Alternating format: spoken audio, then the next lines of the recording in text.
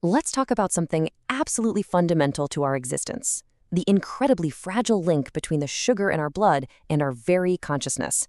It's a connection that, believe it or not, operates on a knife's edge every single second of every single day. So picture this. Someone you're with suddenly gets really confused. Their speech starts to slur, they seem totally out of it. What's your first thought? Probably a stroke, right? Or maybe they've had a bit too much to drink. But what if the real cause is something, well, something far more basic? Because, it's not always a clot in the brain or some chemical they've ingested. What if the real problem is a crisis in the body's most essential fuel supply? A crisis that can go from just mild confusion to a complete loss of consciousness in a scarily short amount of time. Let's get into how that happens. Okay, so meet the main character in this story: glucose. You gotta understand, this simple sugar isn't just one of the brain's fuel sources. For all practical purposes, it's the only thing your brain is willing to run on. It is the high-octane, premium fuel that powers every single thought, every memory, every little command your brain fires off. If that steady supply gets interrupted, the whole system just grinds to a halt. So the whole story of blood sugar and the brain is really a tale of two extremes. On one side, you've got hypoglycemia. That's when there's way too little glucose. Think of it like someone just yanking the fuel line out of your car's engine. It's an immediate, critical shutdown. Then, on the other side, you've got hyperglycemia, too much glucose.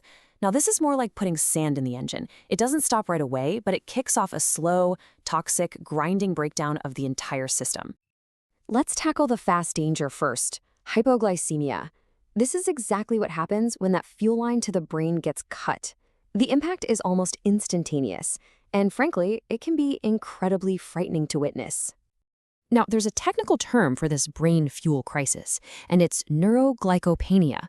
I know, it sounds complicated, but it breaks down really simply. You've got neuro for brain, glyco for sugar, and penia, which just means not enough. So it's the official way of saying the brain is starving. And when the brain starves, it can't do its most basic jobs, and that includes keeping you conscious. And this just shows you how fast things can go downhill. It all starts with step one: the body's alarm system goes off. It pumps out stress hormones, and that's what causes that shaky, sweaty, anxious feeling. It's the body basically screaming for fuel. If that doesn't fix the problem, you're on to step two, where the brain itself starts to falter.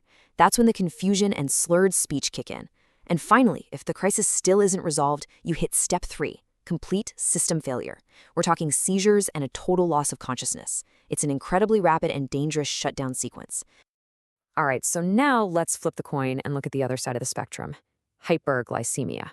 Unlike that sudden crisis of low blood sugar, this is more of a slow burning threat. It's not about the brain starving for fuel. It's about the entire system being slowly, methodically poisoned by way too much of it. So you might be asking, how can having too much of a good thing like sugar actually knock you out? Well, it's not the glucose itself that does it directly. It's the absolutely devastating complications that happen when your body just can't handle the overload. And it tends to happen in one of two major ways. And this table illustrates those two paths perfectly. First up, you have diabetic ketoacidosis, or DKA. Basically, without enough insulin to use all that sugar, the body panics and starts burning fat instead. The problem is, this produces toxic byproducts called ketones, which literally make your blood acidic. The second path is HHS. In this case, the body tries desperately to get rid of all that extra sugar by flushing it out through urine. This leads to profound, life-threatening dehydration, which makes the blood get super thick and concentrated, almost like syrup.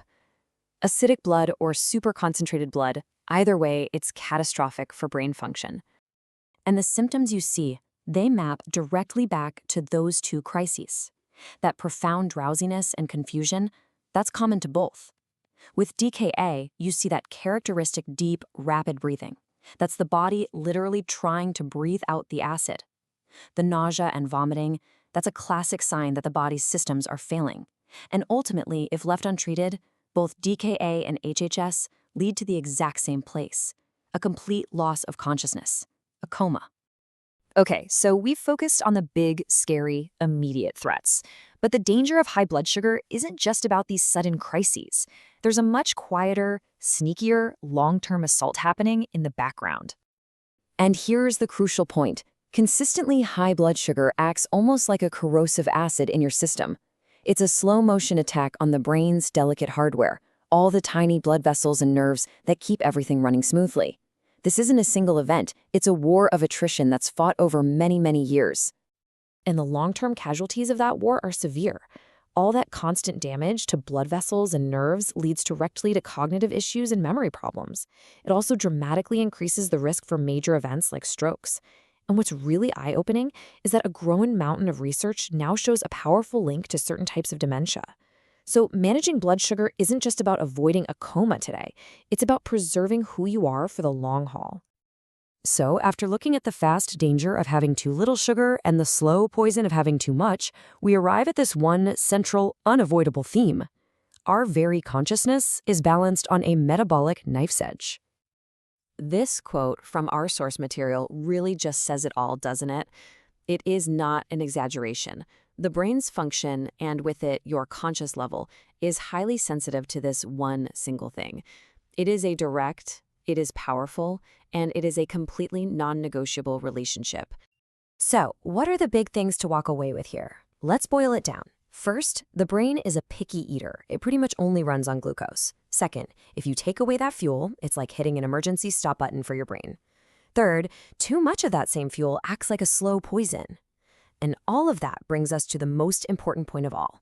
Keeping that balance is absolutely critical, not just for being aware right now, but for keeping your brain healthy for all the years to come.